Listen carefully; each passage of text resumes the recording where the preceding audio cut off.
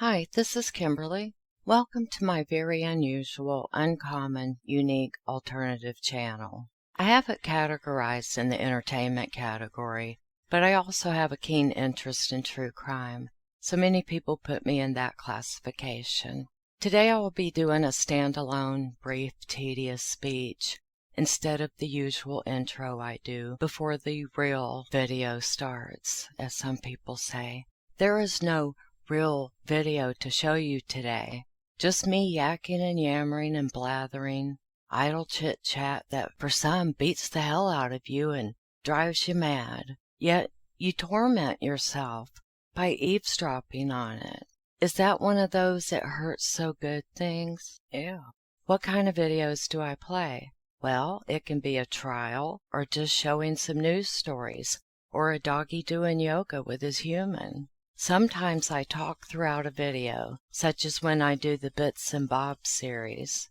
Bits and Bobs is random, haphazard, intriguing odds and ends that I have gathered and assembled. I also read aloud highly insulting comments made towards me and my channel, and then I provide my very civil, ladylike, thoughtful, and good sense reaction. The other part of Bits and Bobs is me presenting and bringing into the open otherwise superficial things that I feel you, my listeners, my audience, will have concern and curiosity about, that you may not have otherwise had until I brought it to your attention. And yet there are still other videos whereupon I talk throughout, such as when I translate for Papa Ronnie Kilowatts. If I am removing the likes for Sun, I will do an intro. So what is an intro? What do you mean by an intro? That means I blather and drivel on about nonsense as well as explain the video, while you impatiently wait for me to shut my trap. Shut the fuck up and play the video. I don't put myself into a box. For one, I'm claustrophobic. I have a thing, but it's not just one thing. Many are amused and many are annoyed by my channel. I guess they don't know about the roll and scroll thing, those that are annoyed. No one's holding you hostage here, you idiot. In fact, you are harsh and are mellow, so beat it. Fuck off and get lost. Now, I know I come across as impolite and offensive sometimes, but that won't happen if you don't piss me the fuck off, alright? Learn the fucking rules around here. As of late, there has been a great deal of controversy. Some, I would say most, like the intros that I do, that I explained earlier. And some will drop out of the video when I'm done with the intro, and the remaining will watch part or all of the rest of the video that I've prepared.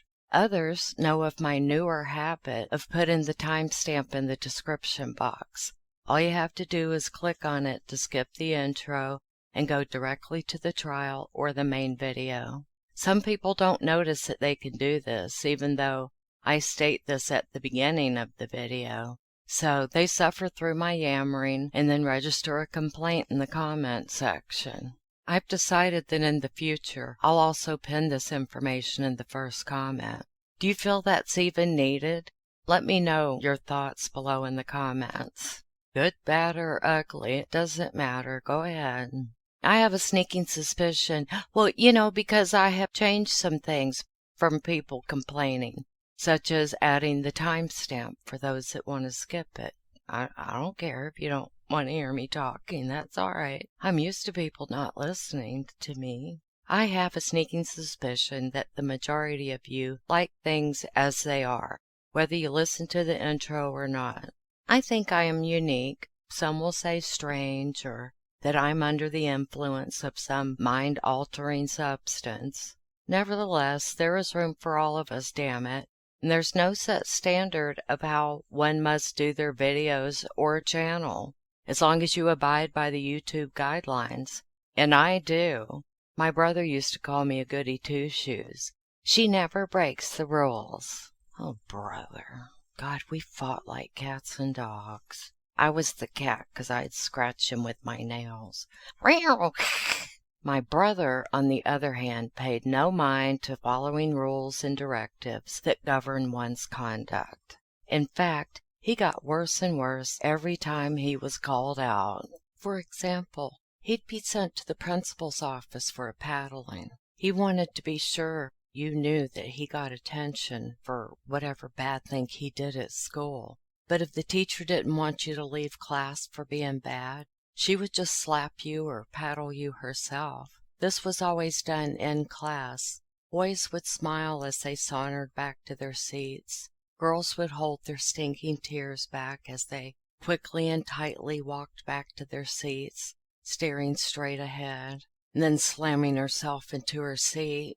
When I was in second grade, I was standing up at the chalkboard, and I was supposed to be doing a math problem, and I didn't understand it. The teacher thought I was just being stubborn and contrary. Well, she came up and smacked me on the ass really hard, and I was never the same after that. I truly wasn't. You would not be allowed to turn around and look at the person that had just been physically abused in front of the entire class. If you did, you more than likely would be called up to the teacher's desk as well, since she was in a bad mood now and ready to paddle. If she was really pissed, you would be assigned homework or more homework, whatever it was for that day. But it was usually something fun, like a word search.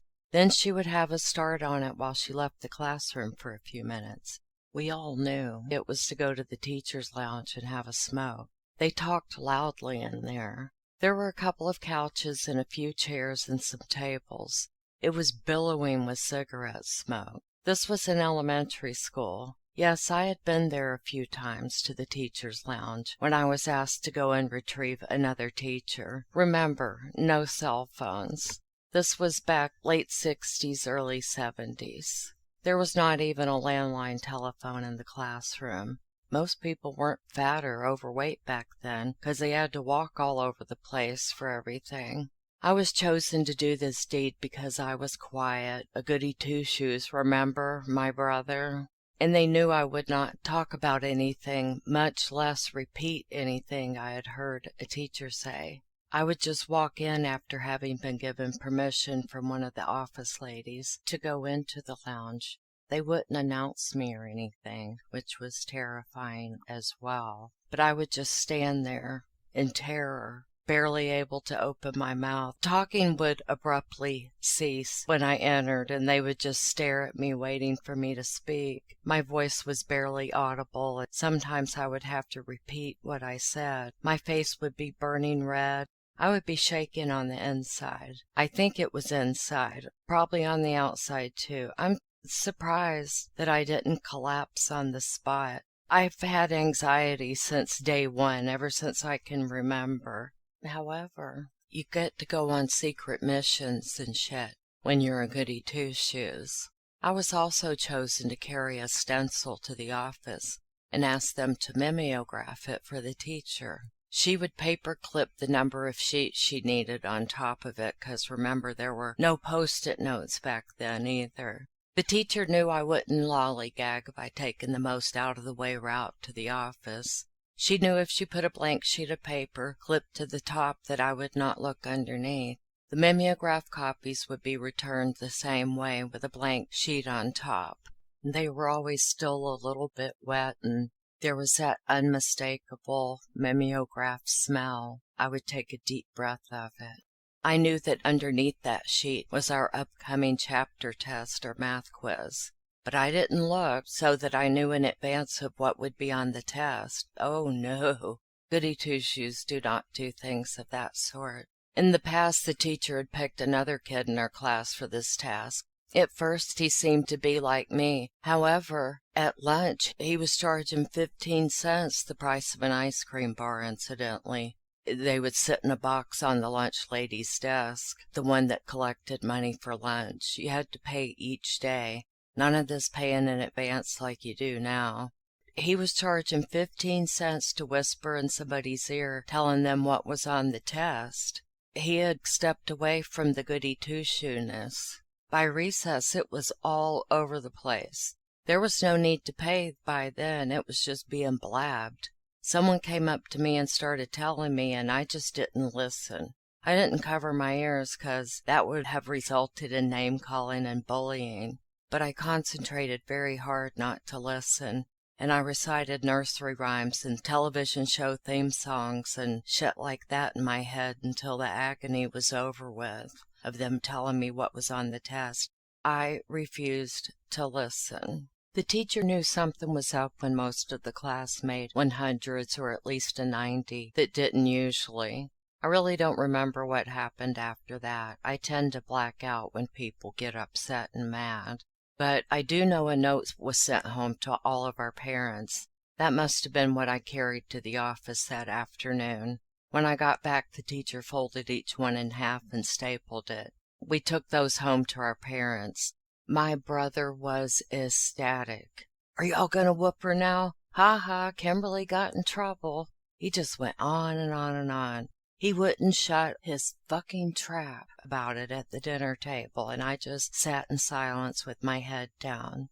I felt like I hadn't done anything wrong, but at the same time I felt like I did do something wrong. I wasn't quite sure. So after dinner I ran to my room crying. It wasn't slamming off to bed exactly. It was just slamming off to my room. I would peek out and make sure he wasn't around before I emerged. And then I would go hide somewhere in the back or side yard just to be alone. I didn't yet understand the gloriousness of slamming off to bed. I was too young and unsophisticated to appreciate it. When I got up for school the next day, the note was laying open on the kitchen table with my father's signature. I got to read the note at that point, 'cause you knew not to unstaple a stapled paper from school. That meant it was important and all confidential and shit. The teacher said that one boy took the test to be copied and apparently shared it with a couple of classmates, who then shared it with others, etc., etc. In those days, you usually had 30 to 40 students in a class. But the boy that did that got an extra special note sent to his parents along with the general note sent home. Neither of my parents ever mentioned it to me, much to my brother's anger. He brought it up every night. He carried on for weeks at the dinner table. "Y'all should have whooped her. Maybe then she'd stop acting like this. I can't believe y'all let her get away with this. If y'all whooped her, she'd quit acting like this." What the hell were they going to whip me for? I was quiet, did as I was told, and didn't push the limits. Till I was a teenager, that is. My goody two-shoes behavior, and by showing that I was not a gossip, earned me the coveted office aide spot in 8th grade junior high. 6th period, last period of the day. I loved it. I got to staple papers and put notices into all of the teachers' mailboxes and clean and set up the coffee pot for the next morning. I would greet parents that came in to check out their kids early for dentist appointments and such, have them sign in, and I would then call over the loudspeaker for the kid to come to the office. I was really coming out of my shell. I liked school for the first time. I did not have one absence that year, the whole entire year, the only time I did that, in 8th grade junior high. And then senior high school happened, 9th through 12th grade. I don't even want to talk about it. That's for another day. Let's just say it all went downhill. So, to the subject that I was nattering on about earlier. The reason for this is this. I'm going to talk about a poll that I'm going to post in the community tab. It's my understanding that you can only select one answer, so I will present the following polling questions to you. If needed, I'll do another separate poll, yada, yada, yada. So, not that I'm going to change shit because of people complaining, but if there's enough of you, I will, you know. I just think it's okay the way it is, and I think most of you will agree. So I'm going to go with the majority. Do you want the intro at the beginning of a video, the way I currently do it, meaning don't change a thing, Kimberly? Or do you want me to do my yakking at the end of a video? Or should I separate the two, i.e. have yakking in its own video, and then a trial or whatever on a separate posting, where you get just that, no talk, nothing from Kimberly except for her editing skills. Or the last option is something else. Give suggestions if your choice is not one of these. I think there's only 4 or 5 options that I can post, so yeah, if it's not here, just tell me. I'm going to post this on the community tab right after this video is posted. Please, tell me what I am doing wrong that so many people miss the notice of. To skip the intro, go to the timestamp in the description. Guess I will have to start. Do I need to start out the video saying that? But I don't want to. It messes with my groove and my style. I think the notice should be enough.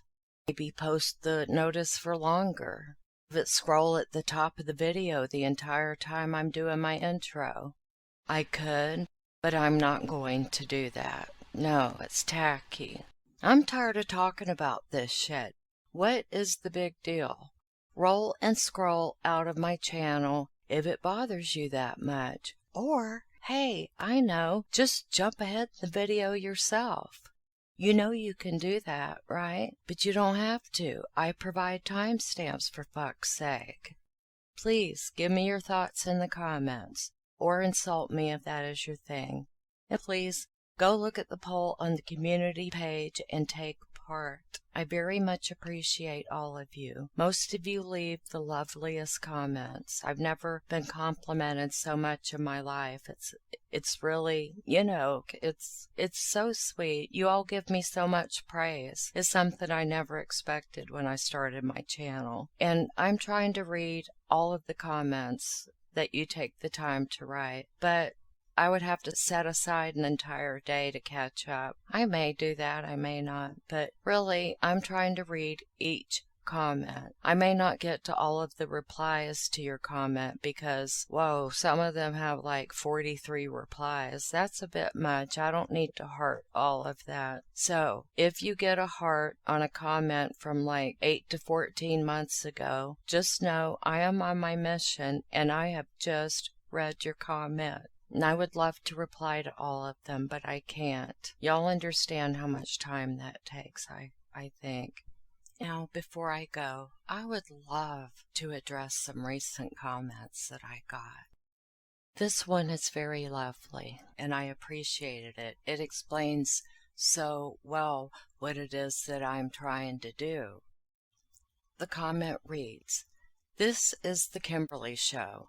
This is the monologue before the guests come on and before commercials if they apply. Even if you go to a convention with speakers, the audience is warmed up before you get to the serious stuff. Here's Johnny. Here's Johnny. Oh my God. My mom would have her TV full blast every night when that came on at 11:30, wake me up. And I said, aw, thank you. That's a good way to explain it. I've not thought of it that way before. And this one, you need to be a little more expressive when you read something, or for that matter when you speak. It's kind of boring when you're listening to someone who speaks insipidly, especially when you're reading sometime like this, okay? You never change your tone or show any emotions when you speak. That is why so many people have made comments about your voice. I said they made comments. I didn't say they made bad comments. The majority of them are positive. Thank you very much. You don't understand shit. It's rather boring to listen to you. That's why a lot of people have left. Don't listen to you anymore. Really try to change the way you speak. If you don't, I'm afraid most people who come to your site will only do so once. Listen, bitch. Who said a lot of people have left my channel? That's not true. First of all, I never said that, and it's a false statement. Matter of fact, I have steadily gained subscribers ever since my channel started. I have just reached 25,000 people subs, so, why do they want to hear a boring speaker? I don't know. Not to mention, you did not fucking listen. I said that I am recycling my stuff, and this was when I did the Cindy Watts letters, it was the very first time I spoke on my channel, I had a lot of anxiety. I wanted to post it just like that because of the series I'm doing, and you didn't fucking listen. Everything you say is stupid, extremely ignorant. First of all, really try to change the way you speak. If you don't, I'm afraid most people who come to your site will only do so once. Why should I change the way I speak? I'm going to present a false persona. That's not what I do here. I think I'm showing emotion now. You missed the part. This is what gets me. People do not listen. They just absolutely don't listen. There's so many times I get some of the stupidest comments. I'm like, well, okay, you didn't listen. Do you? That's fine. But this is a dumbass comment. Case closed. And then this one. There is so much you can say about this evil woman, but she isn't worth my time. I don't usually watch anything about the Watts family. Goodbye. Okay. So sorry to say that I cannot listen to your voice. Glad you have your diehards. Tolerated 3 minutes. Again, okay. This person said, I love your yammering, Miss Kimberly. Your channel is unique, and that's why I love it. Thank you.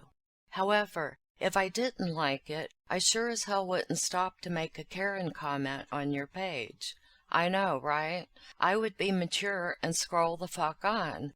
I wish other people knew this little trick. Right under it, somebody said, can't listen anymore, so boring.